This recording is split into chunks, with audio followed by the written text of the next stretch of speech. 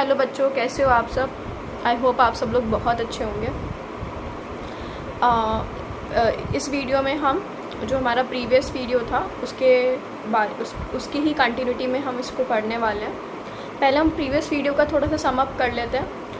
हमने उस वीडियो में देखा था कि स्टार्च माल्टोज में कन्वर्ट हो रहा था बाय द एंजाइम जो कि हमारे सलाइवा में होता है, दैट इज़ सलाइवरी एमाइलेज, जिसे हम टाइलिन भी बोलते हैं। प्रोटीन पेप्टोन्स में कन्वर्ट हो रहे थे बाय पेप्सिन जो कि इनएक्टिव फॉर्म में था, HCl उसको एक्टिव फॉर्म में कन्वर्ट कर रहा था। फैट फैटी एसिड में कन्वर्ट हो जाता है बाय द एंजाइम लाइपेज। ठीक है, यहाँ पर हम बात करते हैं इलियम की। इलियम के अंदर बच्चों 3 ऑर्गन्स अपना रोल प्ले करते हैं, लीवर, पैनक्रियाज एंड इलियम खुद भी। आप खुद सोचो, अगर आप खुद वेले ऐसे बैठे रहो और कॉपी किताब लेके ना बैठो, नोट्स ना बनाओ, तो क्या कुछ हो सकता है? ऐसे ही इलियम को खुद को भी तो कुछ काम करना पड़ेगा, थोड़ी कि दूसरों से काम कराता रहेगा। इलियम भी खुद भी काम करता है और बहुत इंपॉर्टेंट काम करता है। ठीक है, सबसे पहले लीवर अपना रोल कैसे प्ले करता है। अच्छा बच्चों, ये मत सोचना कि फूड, आप ही सोच रहे होगे कि अभी तो हम स्मॉल इंटेस्टाइन में थे, अब फूड लीवर पे कहाँ पहुँच गया, पेनक्रियाज में कहाँ पहुँच गया।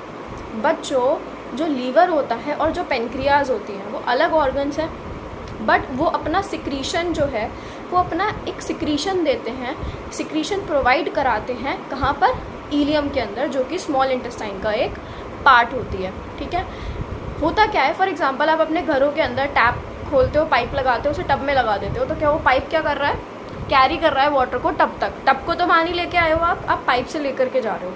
ठीक है, तो वही काम कुछ ये वाला यहीं चल रहा है कि डक्ट्स होती हैं। डक्ट्स क्या करती हैं, लीवर और पैनक्रियाज का सिक्रीशन, उनकी ओपनिंग जो होती है वो लीवर और पैनक्रियाटिक डक्ट्स होती हैं, जिन्हें हम हिपैटिक डक्ट्स, लीवर के लिए हम वर्ड यूज़ करते हैं हिपैटिक डक्ट्स, या फिर हिपैटोसाइट सेल से मिलकर लिवर बना होता है, इसलिए हम उसे हिपैटिक डक्ट्स भी बोल देते हैं।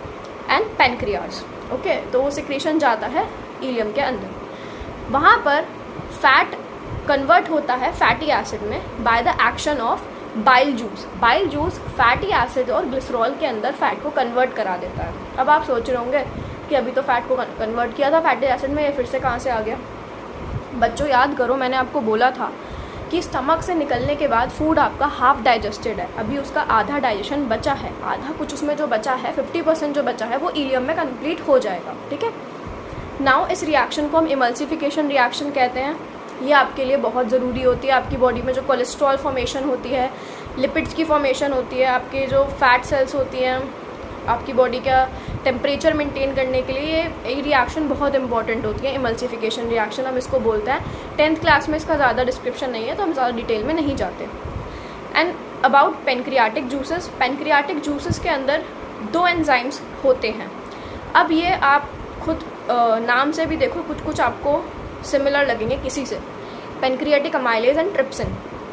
ट्रिप्सिन पेप्सिन की तरह ही काम करता है और पेनक्रियाटिक अमाइलेज सलाइवरी अमाइलेज की तरह ही काम करता है। वो भी स्टार्च को माल्टोज में कन्वर्ट करा देगा और ट्रिप्सिन जो बचा कुचा प्रोटीन है उसको पेप्टोन्स में कन्वर्ट करा देगा। एग्जाम में क्वेश्चन आ जाता है कि what is the difference between trypsin and pepsin. तो बच्चों याद रखना कि जो ट्रिप्सिन होता है वो पेनक्रियाटिक जूस के अंदर मौजूदा एक एंजाइम होता है, लेकिन जो आपका पेप्सिन होता है वो एक गैस्ट्रिक जूस है जो कि स्टमक में पाया जाता है, और यहाँ पेनक्रियाज की बात हो रही है। ये डिफरेंस है इन दोनों के अंदर।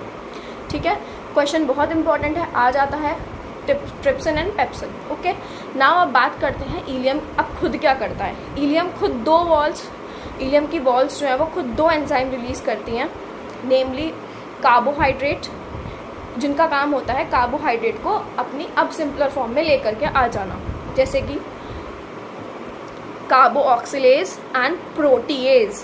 कार्बोऑक्सिलेज एंड प्रोटीएज, नाम के लास्ट में एज लगा हुआ है, मीन्स एंजाइम हो गया। ये क्या करेंगे, जो भी कार्बोहाइड्रेट होगा, XYZ, lactose, maltose, starch, XYZ, कोई भी कार्बोहाइड्रेट होगा वो उसको कन्वर्ट करा देंगे ग्लूकोज के अंदर, बिकॉज मैं आपको पहले बता चुकी हूँ कि glucose is the only entity which can be easily absorb by our body. Okay, now proteins are converted into amino acids. बच्चों ये जो अमाइनो एसिड बनते हैं ये आपकी बॉडी के अंदर फर्दर, आपकी बॉडी के अंदर जब ये जाते हैं तो क्या होता है, ये सब कुछ जो एब्जॉर्ब होगा आपकी बॉडी में, ये आपकी बॉडी के लिए बहुत इंपॉर्टेंट है। आपकी बॉडी कुछ प्रोटीन्स खुद भी बनाती है, और प्रोटीन्स जो होते हैं वो अमाइनो एसिड से मिलकर बने होते हैं। जैसे मैंने आपको बताया, कार्बोहाइड्रेट्स जितने भी हैं, जैसे कि स्टार्च, माल्टोज, ये सब कॉम्प्लेक्स होते हैं, लेकिन ये किससे मिलकर बने हैं? ये ग्लूकोज से मिलकर बने हैं। ग्लूकोज मिला तो उसने स्टार्च बना दिया। ऐसे ही अमाइनो एसिड जो होते हैं वो कुछ मॉलिक्यूल्स होते हैं जो चेन फॉर्म कर करके प्रोटीन का स्ट्रक्चर ले लेते हैं, प्रोटीन की फॉर्मेशन करते हैं हमारी बॉडी में। तो आप सोचो कितने ज़्यादा इंपॉर्टेंट है ये अमाइनो एसिड्स हमारी बॉडी के लिए। आप ये सोचो, जो आप प्रोटीन खा रहे हो वो वापस से प्रोटीन नहीं बनाने वाला, ये अमाइनो एसिड वापस से आपकी बॉडी में प्रोटीन बनाने वाला है, ठीक है। अब यहाँ पर मैंने आपको बोला था कि मैं मिल्क के बारे में एक बात बताऊँगी आपको।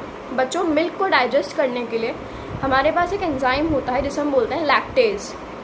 आपने देखा होगा कुछ बच्चे मिल्क पीते हैं, उसके बाद उन्हें वॉमिट हो जाती है, उनको डाइजेस्ट नहीं हो पाता, तो उनकी बॉडी में वो एंजाइम ही नहीं होता। तो आप देखो कि अगर एंजाइम ही नहीं है तो वो पर्टिकुलर चीज़ हमारी बॉडी डाइजेस्ट ही नहीं कर पाएगी, वो बाहर आपकी बॉडी से आ जाएगी, ठीक है। तो यहाँ पर देखो कि एंजाइम्स की कितनी ज़्यादा सिग्निफिकेंस होती है लैक्टोज को डाइजेस्ट करने के लिए, क्योंकि जो मिल्क होता है उसके अंदर जो कार्बोहाइड्रेट है वो लैक्टोज है, ठीक है। उसको डाइजेस्ट करने के लिए लैक्टेज एंजाइम किसी किसी की बॉडी में नहीं होता, जिसे हम लैक्टोज इंटॉलरेंस भी बोल देते हैं, ठीक है। ये ICSE जो बोर्ड बच्चे होते हैं उनके लिए बहुत इंपॉर्टेंट है, CBSE वाले इसको स्किप कर सकते हैं।